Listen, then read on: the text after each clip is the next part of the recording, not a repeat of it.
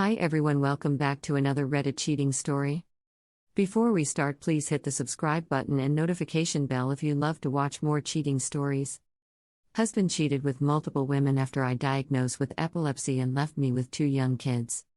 This is the last possible thing I thought I had to worry about. I started having seizures about a year ago, and after a couple months I was diagnosed with temporal lobe epilepsy. Last summer was what I thought would be the worst time in my life. I was miserably ill from the seizures themselves and the side effects of my new medications. I had to quit my job because I couldn't drive and was too ill to work. There was a period of time that I couldn't even care for my own children without someone else there because it was too unsafe. I broke my foot during one seizure, and also had to heal from that. My husband started at a new job site soon afterwards because it had more available overtime and we needed the money. He made a new friend at work that he seemed to really click with. My husband and I have never been big drinkers, but he would occasionally socially drink before COVID. The new job site was in a large downtown city close to lots of bars.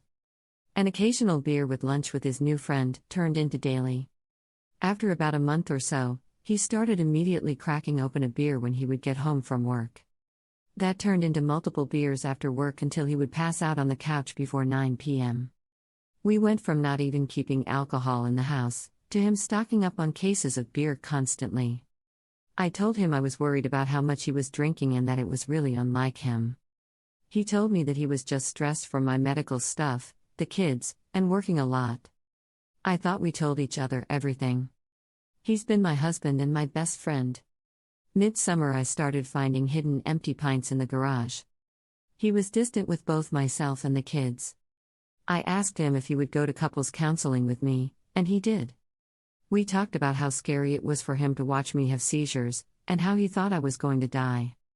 We talked about how miserable and useless I felt being unable to work and that I felt like a terrible mom for needing so much extra help with the kids. We talked about his drinking, and he admitted that it became a problem so quickly that it really scared him. He apologized for hiding it from me, and agreed that he needed to seriously cut back or stop. He stopped drinking entirely, and I was so proud of him. He admitted to feeling depressed, and he went to his doctor to start medication, and again I was so proud of him. We continued therapy together, but things still felt off. Our sex life was basically non-existent for the summer because I was so sick and he was working so much. I felt us growing apart and I was so scared and confused. I blamed myself for ruining our life we had with my illness. I blamed myself for him working himself to death and having to do so much extra work around the house. During the fall, he started alternating between praising the ground I walked on and acting bitter and resentful towards me. He stopped wanting to go to counseling together, but blamed it on the money. I was physically feeling much better at this point, and was pulling my weight with the children and the house again. We started having sex again, but it felt different. The intimacy wasn't there and it felt like he just wanted to get off instead of connecting with me. I used to think we could make it through anything. This isn't the only stressful time life had thrown at us, but we always made it through even stronger. He used to gush about how we would be the ones to make it. In December, a close family member of his died. She was a young newlywed. We were both devastated, but grieving together brought us closer together again. We had a new appreciation for each other and talked a lot about how we couldn't imagine losing one another. Since then, things had been good. I have been seizure-free for 4 months. We were having intimate sex again, and making more time for just the 2 of us. He has been more active with the kids and talking more openly with me about his feelings. Last night, our toddler daughter fell asleep in bed with him, so I slept in a different room. I woke up early this morning to her crawling in bed with me with my husband's phone. He had turned on a show for her to watch and fell back asleep. I was cuddling her half asleep when she asked for help because she had closed out of the app. She had opened a bunch of tabs and was scrolling through his texts. She had gone back far enough that I could see a thread from his cousin who died, which is what caught my eye. I was about to go back to Netflix for my daughter when I saw a woman's name I didn't recognize, and the preview text said something along the lines of "I can come over again after work tomorrow." I have never gone through his phone before, but something came over me and I couldn't help myself. I never had a reason to not trust him and normally respect phone privacy.